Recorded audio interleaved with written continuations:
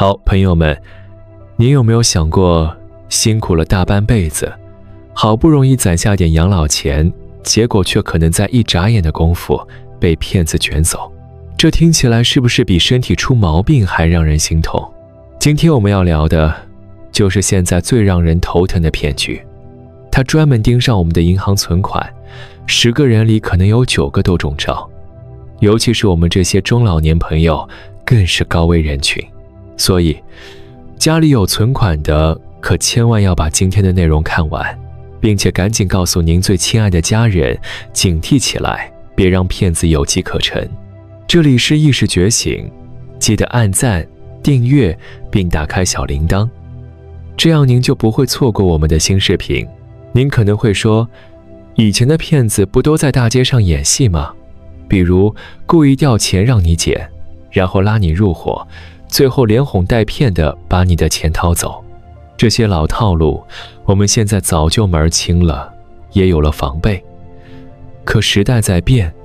骗子也在升级换代。现在谁出门还揣着一大把现金啊？买东西、吃饭、缴费，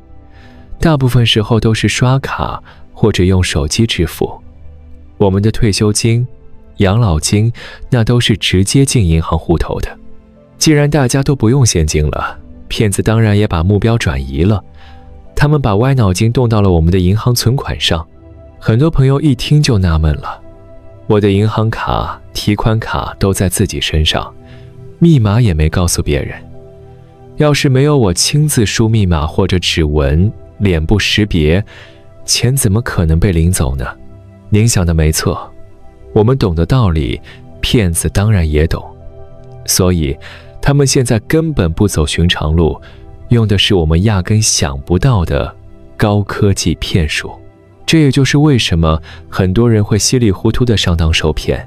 这到底是怎么回事呢？我们来听个真实案例，您听完就明白了。前阵子，一个家庭正热热闹闹地聚在一起吃饭，享受天伦之乐。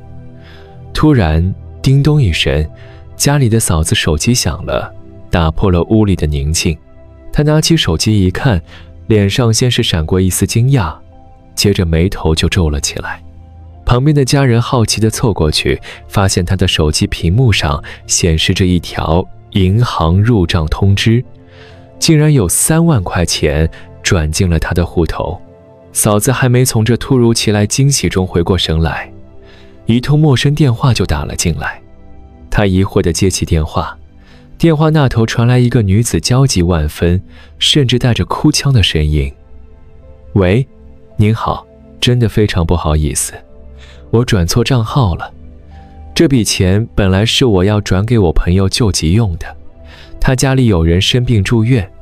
现在急等着钱做手术呢。我一着急，手忙脚乱，就转到您的户头上了。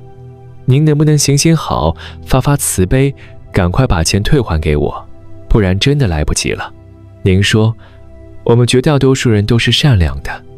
听到电话那头有人这么着急，这么可怜的求助，脑子里第一个念头肯定就是赶紧把这3万块钱还给人家，毕竟救人如救火嘛。而且从收到钱到接到电话，整个过程发生得非常快，我们的脑袋根本来不及多想。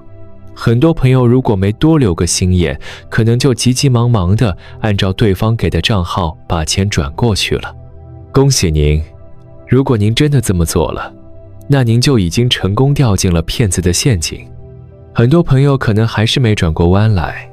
明明是我的户头里先收到了3万块，我再把这3万块还给别人，一来一往，我不是没损失吗？怎么会说是上当了呢？警察叔叔提醒我们，这就是整个骗局最关键的地方。我们静下心来想想，别人要转账给我们，是不是需要知道我们的姓名和银行卡号？同样，我们要转钱给别人，是不是也需要对方的收款账户和姓名？那您有没有想过，这个陌生人是怎么知道您的姓名和卡号的呢？很有可能是我们的个人资料被泄露了。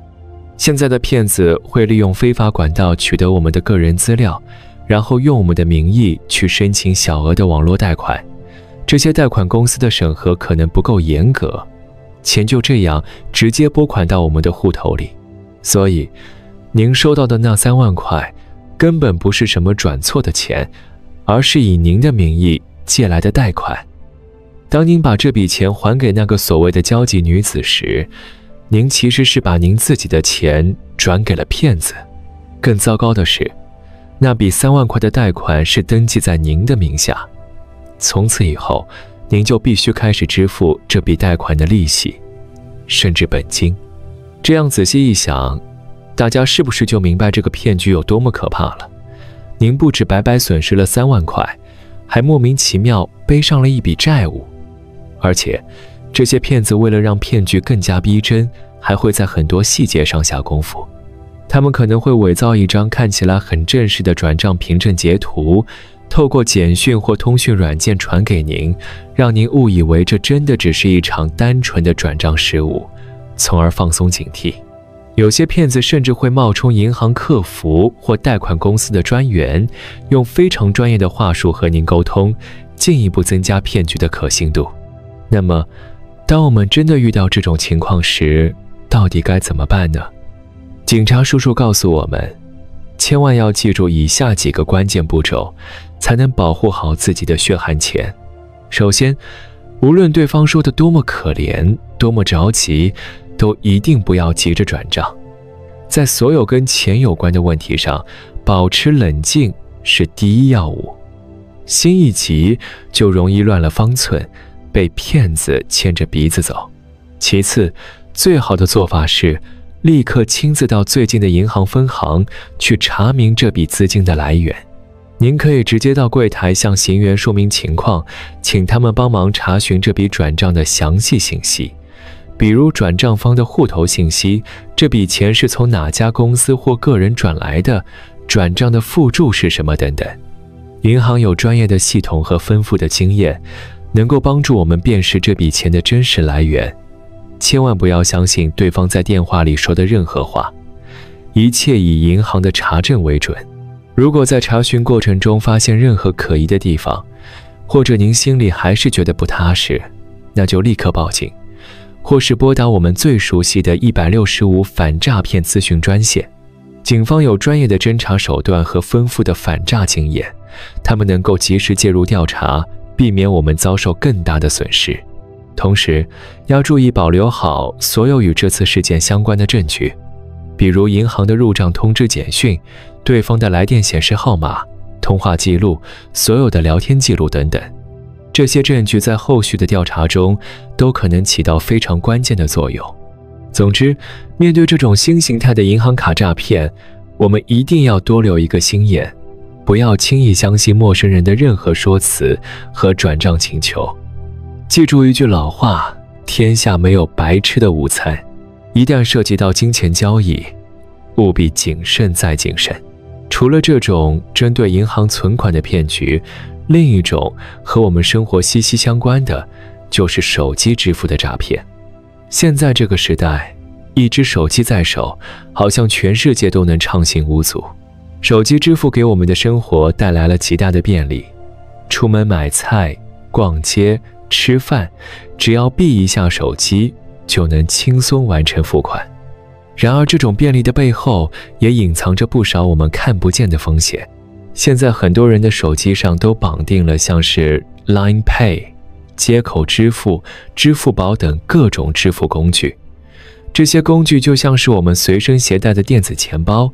一旦遭遇安全问题，后果不堪设想。您是否有过这样的经历？走在大街上，或是在逛商场，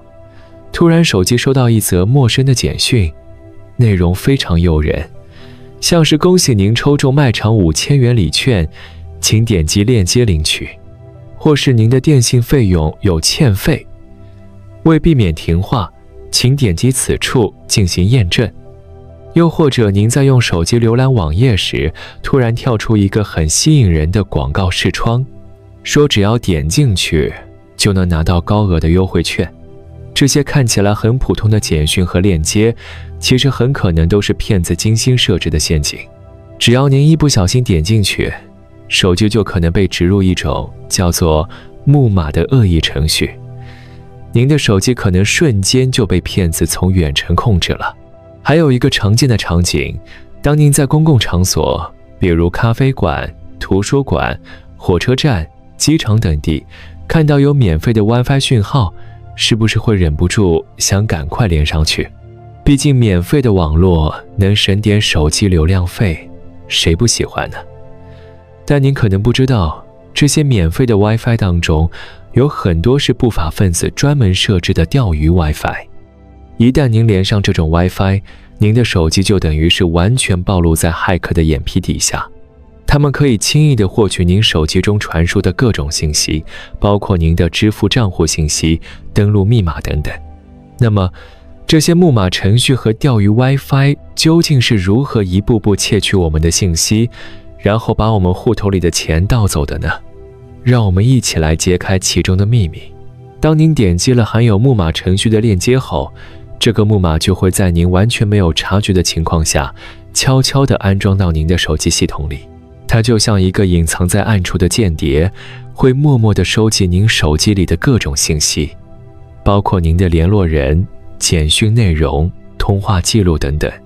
更可怕的是，它还能记录下您的按键动作，获取您的支付账户登录信息，比如账号和密码。一旦骗子掌握了这些信息，他们就可以轻松地登录您的支付账户，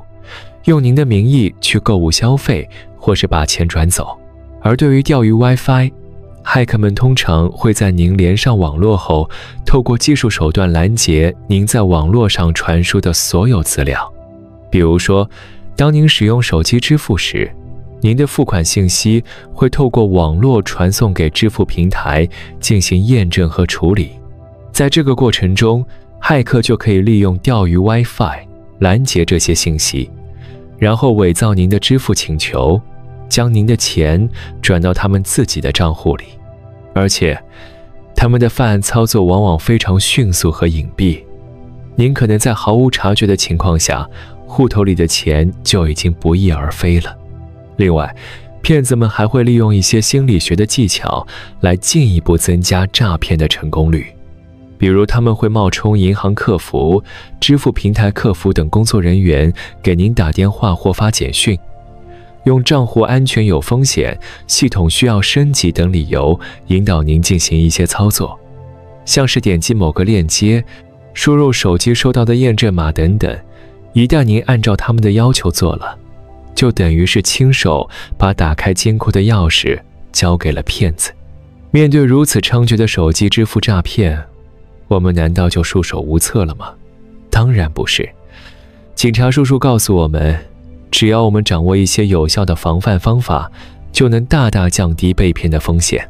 首先，要坚决做到不点击任何陌生的简讯和网址，不管这些简讯和网址的内容看起来多么诱人、多么紧急，都要保持高度警惕，千万不要轻易点击。如果对简讯的内容有任何疑问，可以直接拨打该公司或单位的官方客服电话进行查证。绝对不要拨打简讯中提供的联络方式，以免上当受骗。其次，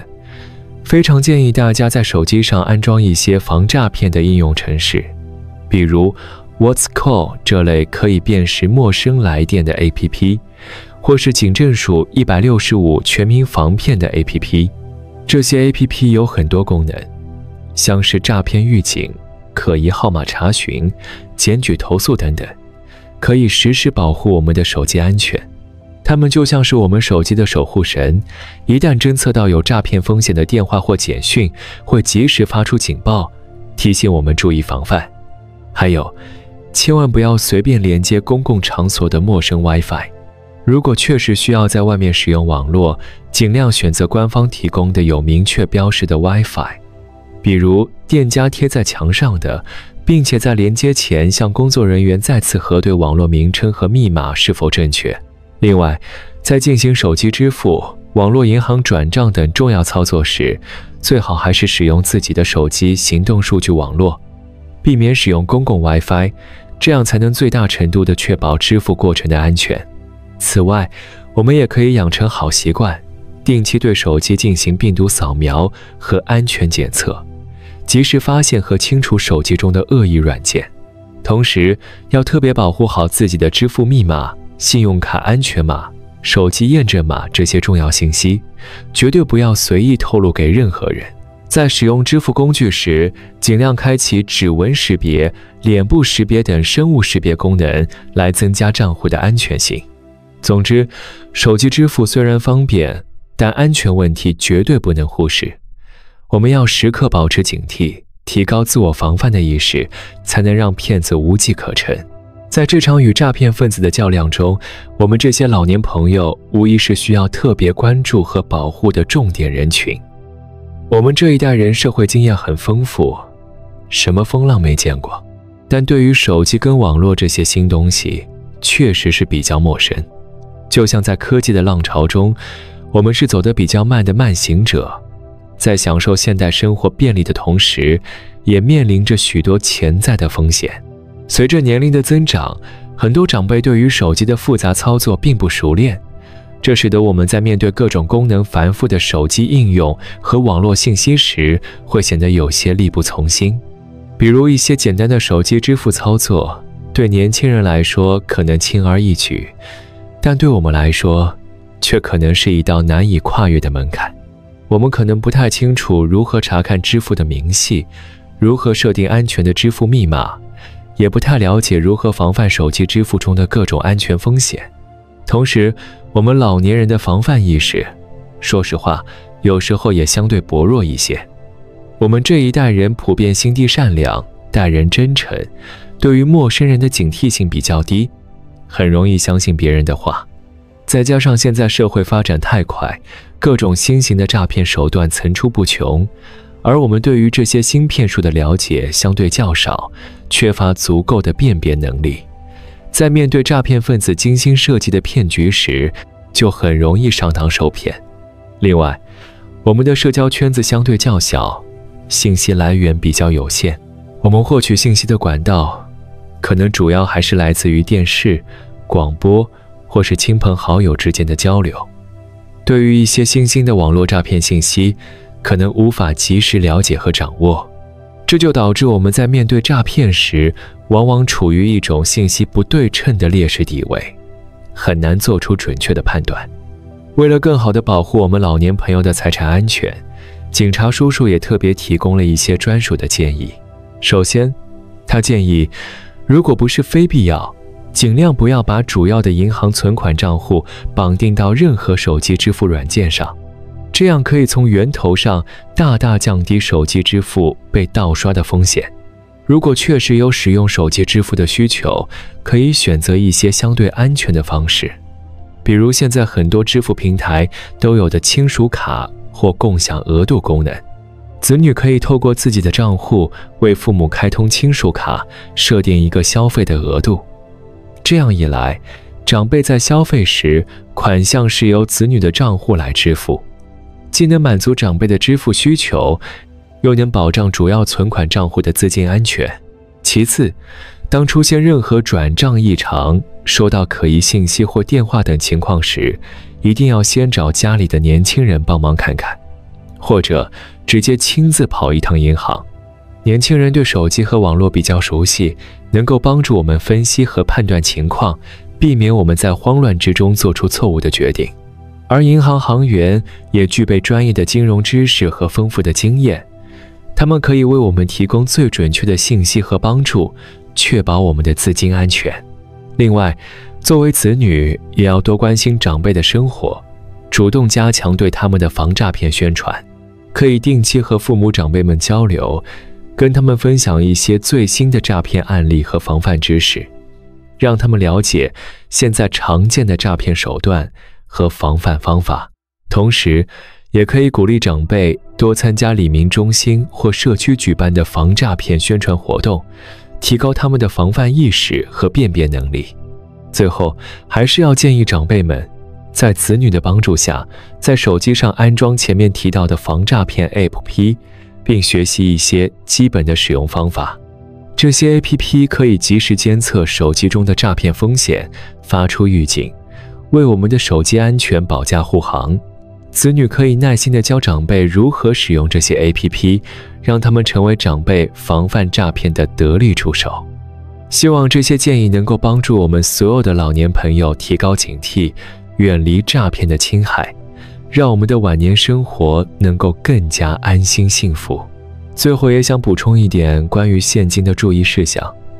虽然现在手机支付很普及，但我们在菜市场买菜或是在一些小店消费时，仍然会用到现金，尤其是在收到1000元、500元这种大面额的钞票时，学会辨别真伪就非常重要。这里也分享几个由专家提供快速又有效辨别新台币真钞的方法。第一是直观触摸鉴别法。拿到钞票时，首先可以用手触摸真钞正面左上角、中间和右下角的面额数字，还有中央银行这几个字，都用了特殊的凹版印刷技术。用手指摸起来会有非常明显的凹凸感，就像在摸浮雕一样，线条和笔画的起伏是清晰可辨的，绝对不会是光滑平整的感觉。而钞票上的人物肖像摸起来也会有轻微的立体感。如果触摸时感觉这些部位和摸普通纸张一样平滑，那这张钞票很可能就是假的。第二是透光观察鉴别法。把钞票对着光线，比如电灯或太阳光，仔细观察，真钞的左边空白处会显示出清晰的人物头像、浮水印，还有面额数字的浮水印。这些浮水印不是印在表面的，而是夹在纸张中间，从正反两面都能清晰看到，而且层次丰富，立体感很强。同时在钞票中间偏左的位置还有一条金属防伪线，透光看会看到上面有清楚的1000或500等对应面额的数字，这条线是完整连续的。假钞的浮水印通常模糊不清，防伪线上的数字可能也看不清楚，甚至防伪线本身像是用贴纸贴上去的。第三是倾斜晃动鉴别法。新台币正面右下角有一块长方形的变色油墨区，当你把钞票拿在手上，缓慢地倾斜晃动时，这块油墨区的颜色会从金色变成绿色，或者从绿色变回金色，色彩的变化非常自然流畅。这是用特殊光学油墨印制的，很难被模仿。假钞上的这块区域可能根本不会变色，或者变色非常不自然。这些都是日常生活中非常实用的防诈骗和防伪钞的知识，希望大家都能牢牢记住。在这个信息飞速传播的时代，我们每一个人都可以成为反诈骗的宣传员。如果您觉得今天分享的内容对您有所帮助，那就请把它分享给身边的家人和朋友，让更多的人了解这些防诈骗的知识，提高防范意识。也许您的一次转发就能帮助一位亲友避免一场诈骗的侵害，让他们的养老钱免受损失。让我们一起携手，用知识来武装自己，用行动来影响他人，让诈骗分子在我们的社会中无处遁形，共同守护我们得来不易的幸福生活。非常感谢大家的收看，我们下期节目再见。